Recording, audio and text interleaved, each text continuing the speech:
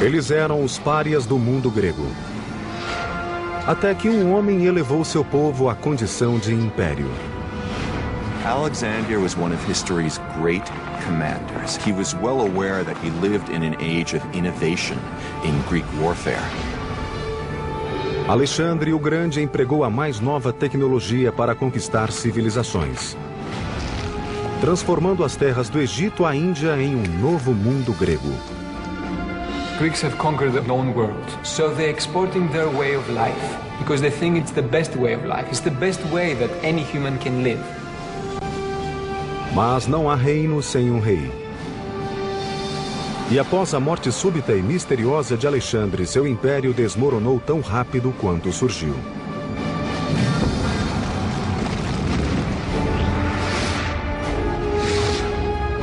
Construindo um império. Grécia, a Era de Alexandre. 404 a.C. 27 anos de guerra sangrenta haviam chegado ao fim. Atenas, com sua invencível esquadra destruída, foi forçada a sujeitar-se aos seus arquirrivais, os espartanos. The Athenian generals commanding the main Athenian fleet made a disastrous mistake that led to a great battle and a terrible defeat for the Athenians at a place called Aigos Potamoi. Nas décadas após a queda de Atenas, as cidades-estado de Esparta e Tebas lutaram pelo domínio da Grécia. Mas em 359 a.C., um jovem de 23 anos da remota região grega da Macedônia tornou-se rei, e em 2 décadas mudaria a face da Grécia. Seu nome era Filipe II. Macedon was a funny Greek state. It was always a bridesmaid and never a bride. It had lots of potential, both in manpower and natural resources, but it had never managed to get its act together. Os gregos das cidades-estado consideravam os tribais macedônios incivilizados. Porém, após 20 anos, Filipe os havia unificado e transformado na mais temida máquina de guerra que a Grécia já vira.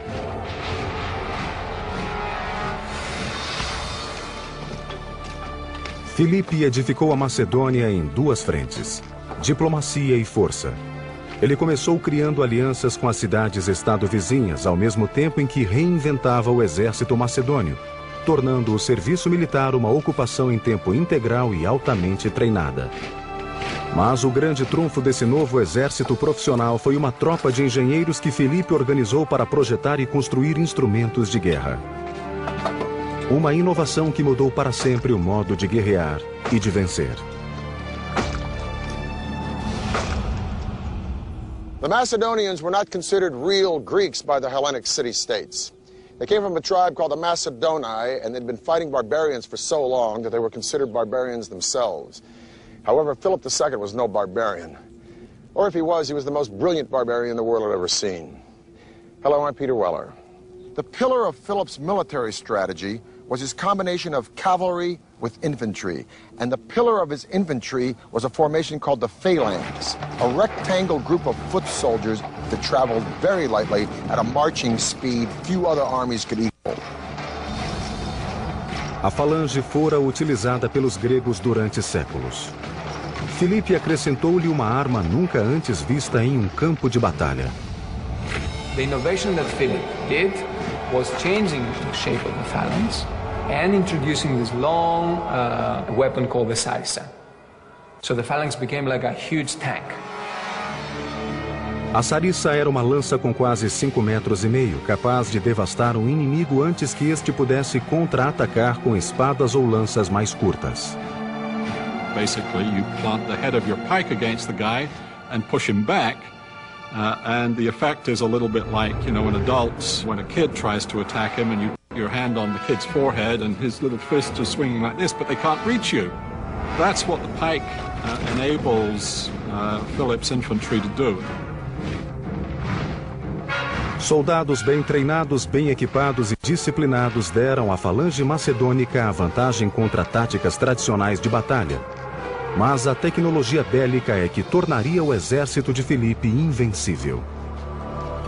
For much of their military history, the Greeks were not particularly good at siegecraft. Beginning around 400 BC or shortly afterwards, the Greeks begin to take a quantum leap. Arco e flecha haviam sido uma arma de guerra durante milênios, mas a potência do arco era limitada à força do braço de um indivíduo.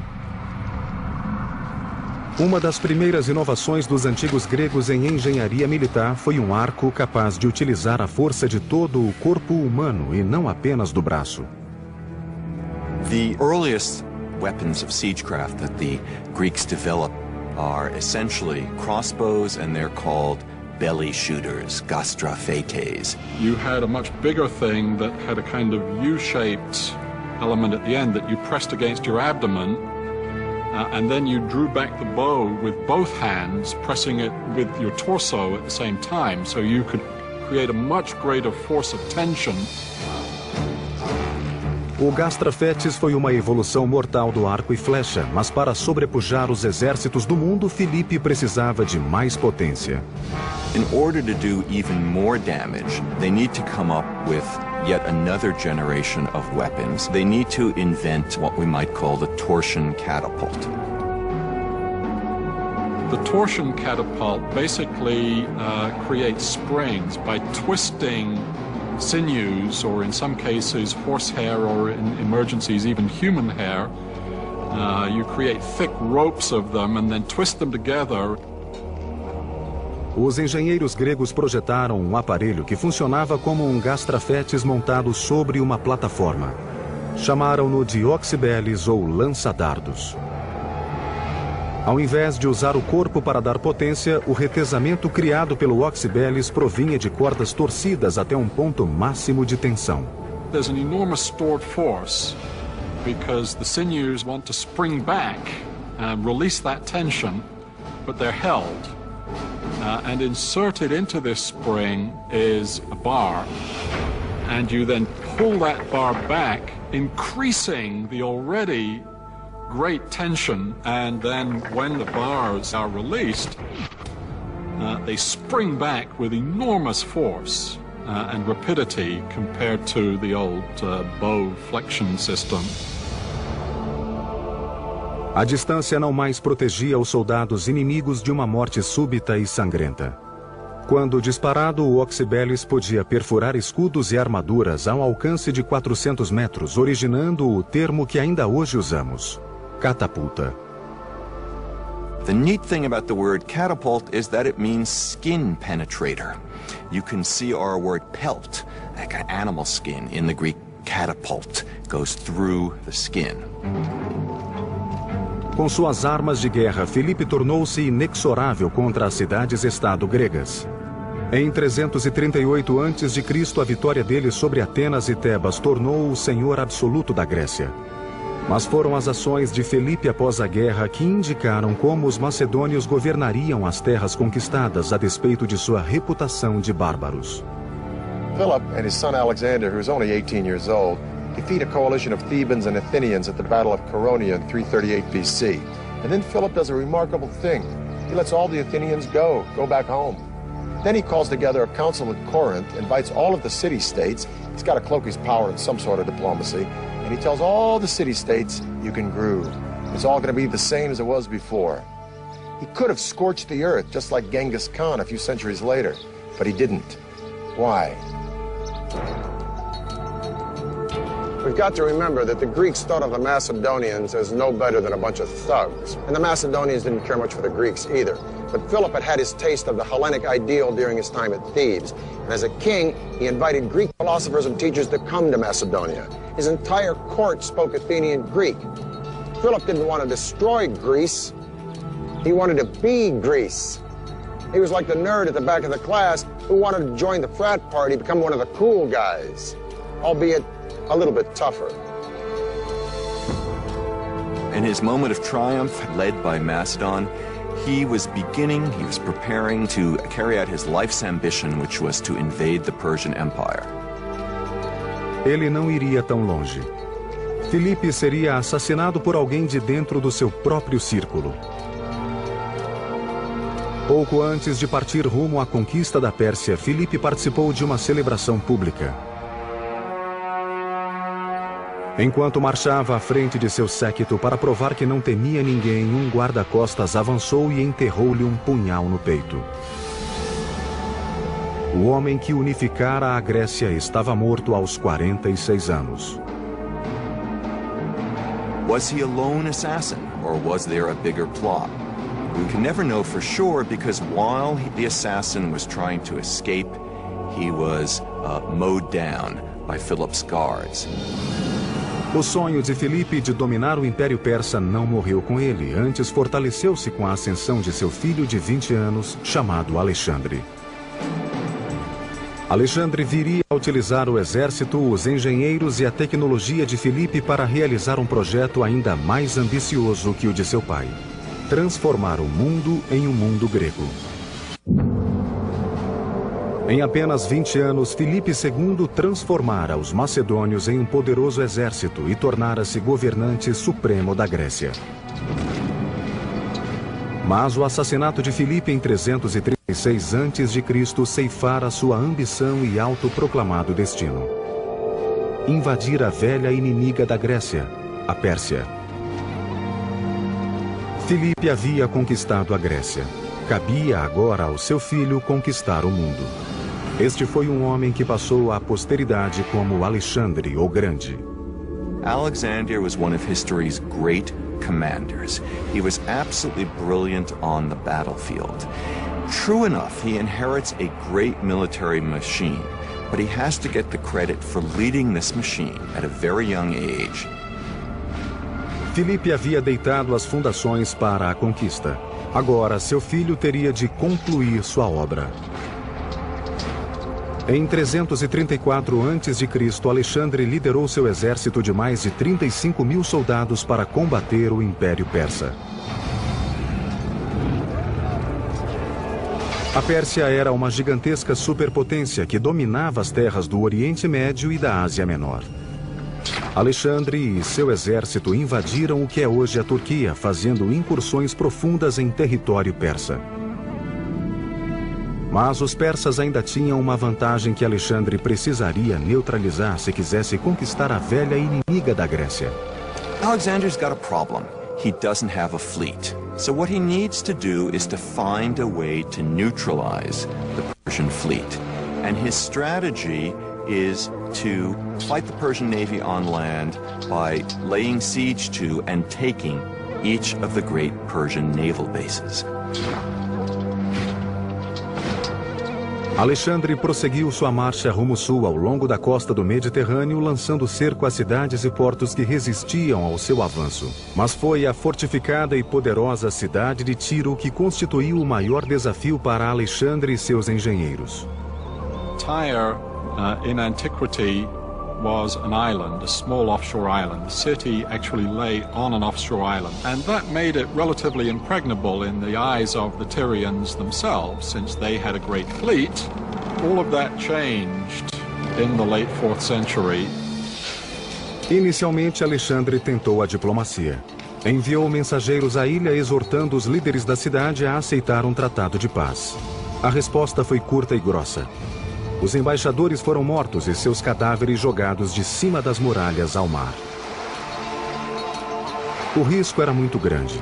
Se Alexandre não conseguisse capturar a cidade, enviaria ao mundo a mensagem de que não era invencível. Com Tiro protegida pelo mar contra os exércitos dele, coube aos seus engenheiros trazer o campo de batalha à cidade, onde Alexandre poderia combater os tírios cara a cara. Tiro não mais seria uma ilha.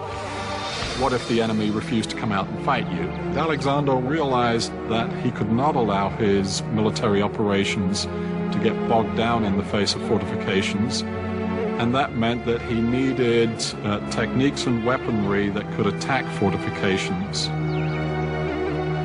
With mammoth walls and a fortified harbor, and very little land around the walls, the city of Tyre was long thought to be impregnable. Thus, Alexander resolved to a very, very ambitious approach. He knew he couldn't take the city unless he did damage to the walls. So he had his engineers build a causeway, a bridge from the mainland to the island. Causeway was about half-mile long, 200 feet wide, 20 feet high. When the causeway was within striking distance, Alexander unleashed a hail of terror on the city, and then he deployed the only weapon he knew would end the battle, a siege tower. As torres eram uma espécie de carro blindado com vários andares. Do lado de fora eram à prova de fogo graças a uma cobertura de couro cru sobre a estrutura de madeira. Do lado de dentro, uma escadaria central conduzia a uma série de plataformas, onde oxibeles e outras catapultas lançavam projéteis contra as muralhas. Na parte de baixo, a torre era usada como proteção para manejar um ariete. They'd literally wheel them up to the wall. The men inside would be protected, and they would be shooting arrows at the defenders on the wall and trying to cross over onto the wall and to kill the defenders. As torres de cerco de Alexandre golpearam as muralhas de Tiro durante dias. Quando uma brecha foi aberta na fortaleza, Alexandre desencadeou uma terrível represália contra a cidade que havia resistido a ele. The assault itself would really be a terrifying experience for everyone involved.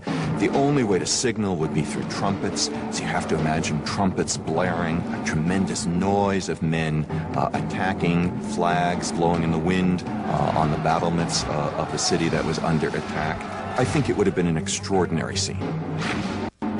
Alexandre retomou sua jornada rumo sul através da Palestina. Cada vez mais confiante, ele agora voltou sua ambição para o maior império que o mundo já vira: Egito.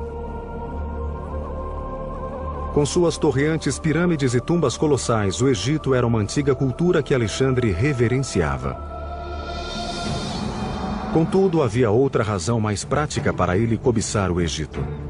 Era o celeiro do Mediterrâneo, cujos campos de trigo seriam inestimáveis para alimentar o império em expansão de Alexandre. Ao contrário de Tiro, conquistar o Egito não requereu matanças. Alexander entered Egypt as a liberator and as a figure of extraordinary powers. Os egípcios não apenas deram as boas-vindas a Alexandre, como também o tornaram um deus. Em 331 a.C., eles o coroaram faraó e o proclamaram filho de Amon, sua mais importante divindade. Aos 24 anos, Alexandre transcendia a mortalidade.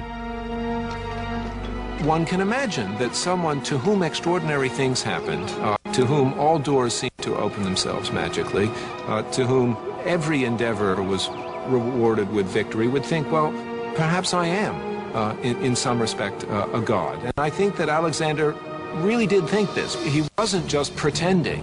He was trying to find out more about himself. No fim do século IV a.C., cidades gregas floresciam no rastro do exército saqueador de Alexandre. Essas cidades serviram como centros de controle e administração, mas sobretudo como irradiadores da língua e da cultura gregas. O resultado seria um modelo de construção de cidade que se estenderia até as mais recônditas regiões do Império Alexandrino.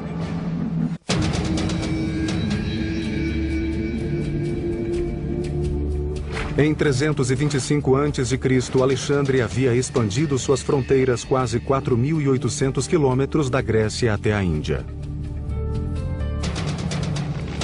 O exército dele pode ter sido uma máquina destruidora, mas o legado de seu império foi um novo mundo grego.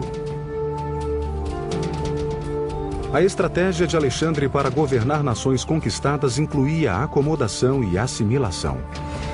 Ele fazia com que soldados desposassem mulheres locais e depois permanecessem como funcionários do império. Cidades outrora persas, egípcias ou indianas eram transformadas em cidades gregas. Foi uma invasão de ideais que formou uma cultura híbrida conhecida como helenismo. So definitely there are striking parallels with what's going on today, in our today era of globalization. Today we have a common language, which is English, is the language of trade. After Alexander the Great, you have people who have adopted the Greek customs and the Greek language. O helenismo teve sua expressão máxima na vida urbana, e a expressão máxima dessa expansão dominadora grega revelou-se no planejamento de cidades. Quer construíssem uma nova cidade ou reformassem uma antiga, os engenheiros de Alexandre faziam um traçado urbano em forma de grade, usado pelos gregos desde o século V a.C. The grid plan, which was used in these cities, was a symbol of order. Any government that could replace the traditional winding alleyways of a city with a rectilineal grid plan of streets at right angles was a government to be feared, a government to take notice of. Alexander's campaigns in Asia Minor would create a new world order. Today we call it Hellenism. If you lived in a city conquered by Alexander, you lived in a Greek city. This is an example of such a city. It's called Pergamum. 2,000 years ago, Pergamum would have had all the elements of a Greek city: agora, temples, gymnasium, theater. Pergamum would eventually rival Athens as a cultural center. As a matter of fact, the sculptural style pulled out of Pergamum would galvanize Michelangelo and change the face of the visual arts forever. Pergamum was built on a series of slopes. It was engineered like this. It was dramatic, it was theatrical, and it was meant to be. Hoje, as ruínas de Pérgamo encontram-se a uma altura elevada na moderna Turquia, um monumento espetacular à engenharia urbana grega. The city seems to be clinging on this steep hill. It seems that the architects who built this city sort of took into account the topography in many ways, symbolically to start with, meaning that higher up were the palaces and temples. A cidade ergue-se 300 metros acima do nível do mar, o que requeria uma série de terraços extensos e complexos. Nos tempos helenísticos, Atenas não era a mais poderosa cidade que fora outrora. Outras cidades de importância floresceram e dentre estas se destacou Pérgamo. In some ways, it's an echo of the Acropolis of Athens, where the temples stand on a hill, a natural rock over the city, and no expense is spared in building splendid temples and splendid public buildings in Pergamon. And so Greek city planning begins earlier than Alexander, but it's taken to perfection in the Hellenistic period. And wherever you go, each of them has a recognizable institution. Each of them will have a Greek theater. Each of them will have Greek temples. Each of them will have a gymnasium. Each of them will have a agora, a marketplace come forum. O centro de uma cidade grega encontrava-se em seu mercado público chamado Ágora. Aqui os mercadores vendiam suas mercadorias e os cidadãos reuniam-se para discutir os assuntos políticos do dia. Adjacente à Ágora ficava a Stoa, uma estrutura simples equivalente a uma alameda coberta. A Stoa consistia em uma colunata de um lado e uma parede do outro lado, um abrigo que, mesmo aberto, protegia contra os elementos. O Ágora e a Stoa eram o coração econômico, público e político da cidade helenística, mas sua alma cultural jazia em outra maravilha da engenharia, a mais importante nas cidades helenísticas: o teatro. The theater is basically an Athenian invention. Drama is, above all, democratic. It develops in Athens concomitantly with the Athenian democracy. Theatre was an essential and very important aspect of the Greek outlook to the world, how they thought of themselves and how they thought of the world. And I think to many people's opinion is one of the great legacies that the ancient Greek civilization has bestowed upon us today. Teatros na Grécia Antiga não eram apenas fóruns para comentários sociais. Eles inspiraram os romanos na edificação de coliseus e estabeleceram o padrão para a construção de estádios nos 2000 anos seguintes. Separate your men by tribe, by clan, such that clan may bear aid to clan and tribe to tribe. Thus spake Nestor to Agamemnon in the Iliad. And those words might have been said here, because one of the great gifts of Greek culture to the world is theater and music. This is a Greek theater. at Pergamum. It is the steepest of its kind. Now, a Broadway theater, and I've played in a few, holds between 800 or 900 people and maybe 2,000 if it's a musical house. This theater holds thousands and thousands and thousands of spectators. So how in the heck can an actor stand on that stage and project his voice such as that the spectator in the very last row at the back of this theater can hear what he's saying? Well, the answer is sort of an engineering feat. The theater, first of all, is dug out of the side of a mountain, and it doesn't need a very big substructure because the side of the mountain provides the support for these stone benches. Second of all, the theater is in a semicircle, and the semicircle gives way to an amazing sense of acoustics. You can stand on that stage and you can almost whisper, and someone in the very back row would hear you as if you were speaking right into his ear because the sound would bounce off the back wall. Third thing is that the actors wore masks. And these masks not only function as character, but they also function as sort of a megaphone through the lips. So these three elements combined, this theater would be a fantastic place to come and hear the Agamemnon performed by Aeschylus. I think undoubtedly the best preserved ancient Greek theater, the theater at Epidauros in the Argolid Peninsula in the Peloponnesus. Os teatros gregos eram divididos em três partes básicas. O teatron, ou área de vista, onde a audiência se sentava. A orquestra, ou área dançante, onde ocorria a maior parte da ação. E o skene, construção de madeira posta de trás da orquestra. O skene, com seu teto chato, era usado para camarins, pano de fundo e às vezes como cenário. O Teatro de Epidauro tem 55 filas de assentos e é dividido em 3 seções. Escadarias dividem as seções de assentos em fatias separadas. Ao todo, estima-se que este gigantesco teatro tenha capacidade para 12 a 14 mil pessoas. Mas é a engenharia acústica que torna o Teatro de Epidauro espetacular. If you're sitting up in the top row, you're a long way away from the stage. And the person who's down in the orchestra or on the stage looks quite tiny, and yet you can have a conversation with that person with only a slight elevation of your voice.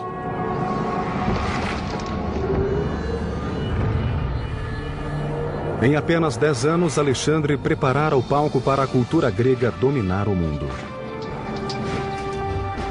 Mas impérios e seus líderes eventualmente caem, e Alexandre não foi exceção. Sua morte intempestiva causaria a ascensão de reis e reinos cujos feitos de engenharia seriam maravilhas do mundo.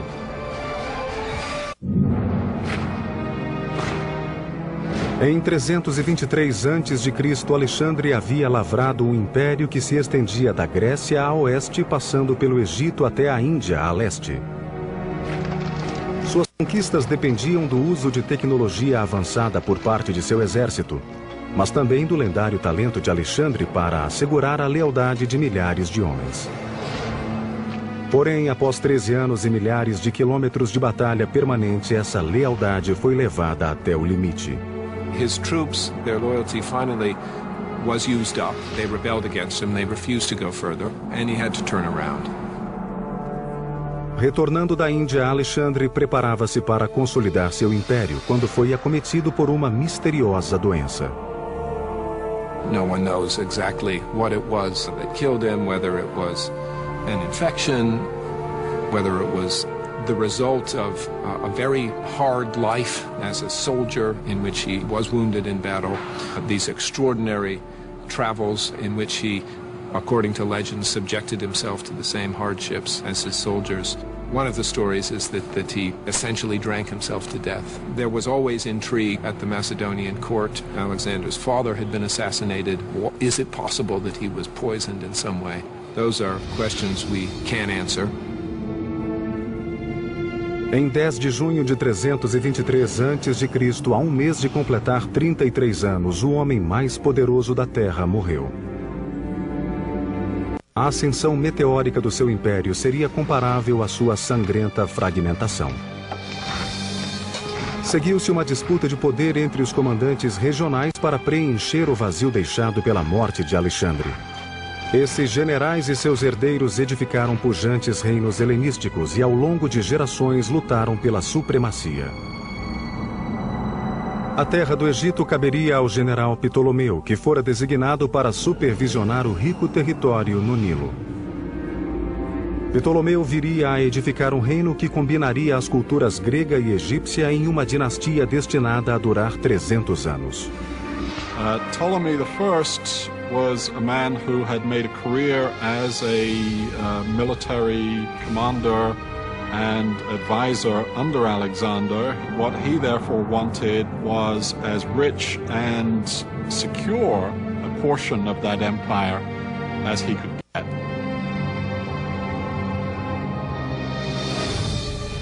O Egito era a joia da coroa do Mediterrâneo. Seu superávit de grãos tornaria Ptolomeu o governante do celeiro do mundo antigo.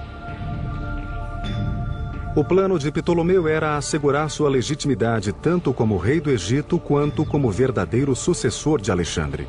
Segundo a tradição macedônica, aquele que sepultasse o corpo do rei garantia o direito ao trono. Ptolomeu então sequestrou o cortejo fúnebre de Alexandre e trouxe o seu corpo mumificado para o Egito, onde descansaria em Alexandria, a mesma cidade que o próprio Alexandre fundara 15 anos antes. Sob Ptolomeu, o Egito viria a ser um reino poderoso e Alexandria seria elevada à capital intelectual e científica do mundo grego. He wanted it to be a city that joined with Greek culture and used both Greek and Egyptian technological know-how to build a new Athens, if you will. Alexandria situava-se na costa e um porto de fácil acesso seria vital para manter o comércio com outras cidades ao redor do Mediterrâneo. Com esse propósito, Ptolomeu ordenou a construção de um dos mais ambiciosos projetos já executados, o primeiro farol conhecido. During the night, it's shown to a great distance, and ships can actually see it from many, many miles away. And during the day, there was smoke coming out of it, so it was still very visible. It must have been a formidable thing to behold.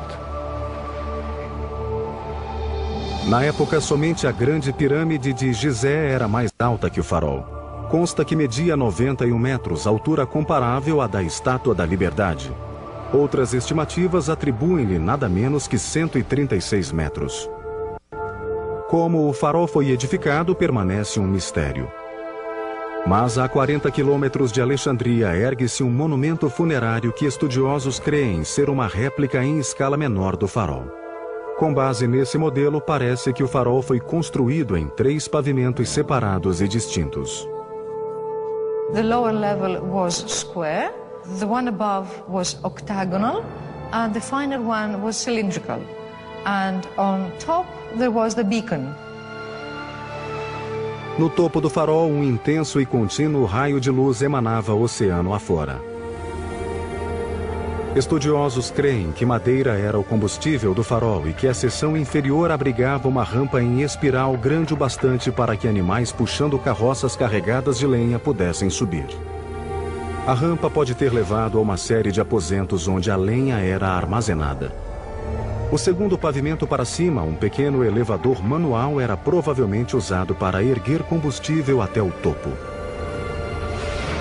There are stories about mirrors and devices that could amplify the light of this fire so that it could be seen from miles and miles away. But there is no real evidence of such a thing, and there are quite a few scholars who believe that it was just a normal beacon, it was just a big fire and nothing more. O farol durou quase 1.600 anos, golpeado por tempestades, ondas e até terremotos. Até que em 1300 depois de Cristo, tremores intensos derrubaram para sempre essa maravilha do mundo. Por cerca de 700 anos, o farol jazeu sepulto sob as águas do Mediterrâneo. Até que em 1994, uma equipe de mergulhadores e arqueólogos descobriu imensas pedras na enseada de Alexandria, revelando as fundações de uma das mais luminosas edificações da história. Jean-Yves Empereur, a well-known French archaeologist, started a very, very important series of underwater research. He is finding members, architectural members of the pharaohs. So there might come a day when it may even be restored. Sob as ondas, arqueólogos registraram pedras com mais de 70 toneladas de peso, inclusive uma que acreditam ter sido o lintel do colossal vão da Porta do Farol. Mas o farol não seria a única maravilha arquitetônica de Alexandria. À medida que o farol erguia-se acima da linha do horizonte, Ptolomeu iniciou outro projeto que trouxe as melhores mentes do mundo à sua cidade cosmopolita. Era a grande biblioteca de Alexandria, que alegava possuir mais de 200 mil livros dedicados à cultura e ao conhecimento. Aqui que um engenheiro utilizou energia a vapor 1.700 anos antes que o mundo sequer imaginasse uma locomotiva. Após a morte de Alexandre e a fragmentação de seu império, um de seus generais que passara a vida conquistando civilizações queria agora criar uma. A infusão de cultura grega na riqueza egípcia deitaria as fundações para um novo tipo de cidade, destinada a se tornar a maior e mais cosmopolita do mundo antigo. Alexandria. It's the city of the world. And as such, the kings, the Ptolemaic kings of the new kingdom of Egypt, created something that's completely new in the known world. Os torreantes fogos do farol de Alexandria guiavam os navios rumo ao porto. Mas foi outra visão de Ptolomeu que se tornou um farol para as grandes mentes do planeta. A Biblioteca e o Museu de Alexandria. But that does not mean it was for exhibiting something. A museum at that time meant something like a research center. It's a think tank, perhaps the world's first great think tank. And Ptolemy buys great scholars and writers from around the Greek world. And the library is the greatest repository of books in the Greek world. It had a mythical amount of scrolls, something, some say 200,000, some say 700,000. Foi no museu e na biblioteca onde, pela primeira vez na história humana, o conhecimento tornou-se um artigo a ser acumulado e compartilhado. Na verdade, algumas descobertas científicas feitas em Alexandria 200 anos antes de Cristo só seriam aceitas 1.800 anos mais tarde. Pupilos aprendiam que a Terra era redonda e um dos grandes astrônomos, Eratóstenes, calculou a circunferência da Terra e errou por menos de 1%. So it's perhaps a very interesting story that the Ptolemaic kings, whenever a ship will come into Alexandria, the first thing that the captain had to do is had to declare if he had any papyri, any works of philosophers or science on board. They were taken to the library to be copied, but usually they gave the captain back a copy and not the original. Embora Ptolomeu fosse um grego macedônio, o segredo do sucesso de sua dinastia no Egito foi sua assimilação da cultura egípcia. A própria família de Ptolomeu não hesitou em adotar costumes egípcios. O filho de Ptolomeu, Ptolomeu II, chegou a casar-se com sua própria irmã, Arsínoe. There had been a tradition in the Egyptian pharaonic families of brother-sister marriage and there was a sense that a figure like that couldn't just marry any old ordinary mortal, and that eventually only a sister who sort of shared his divine origins was an appropriate companion and spouse. Os Ptolomeus podem ter usado tradições egípcias para elevar-se à categoria de deuses, mas no final, como todos os faraós antes deles, esses reis ainda não eram mortais.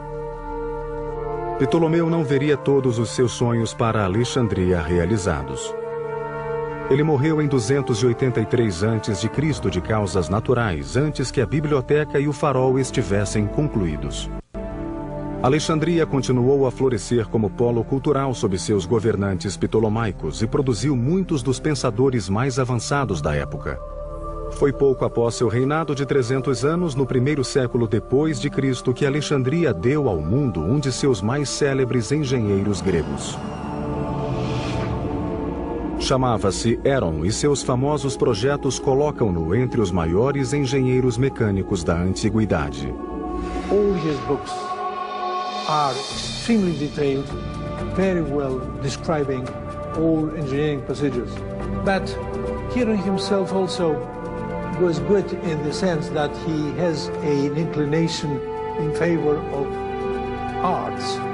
We must remember that in ancient Greek, the word art was meaning also technology. Os projetos de Heron tinham muitas aplicações práticas, incluindo ideias para extintores de incêndio, odômetros e até portas automáticas. Mas foram os experimentos de Heron com tecnologia a vapor que instigaram sua imaginação. A primeira máquina a vapor foi construída na Inglaterra por volta de 1700 d.C. Cerca de 1600 anos antes, Heron construiu o precursor da máquina a vapor chamado Eulípila. It was a metal sphere put up in such a way so that it could rotate freely and had two tubes applied. When filled with water and heated from below, steam developed and started to turn to put the sphere into motion, thereby turning air into something very useful, something that you could control. We maintain that under other historical circumstances, this industrial revolution could possibly have taken place in Alexandria after a couple of centuries. The essence was there. The interesting thing about the steam engine of Hero is that the guy discovered steam power.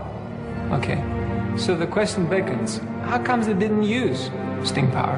How comes they didn't make steam engines like the English did a few centuries later? And the answer to that is that in Egypt, forced labor or slave labor was so cheap, you didn't need machines to do the job. So that's like an interesting idea. You can have a technology and you don't know what to do with it because there's not a real economical need for it.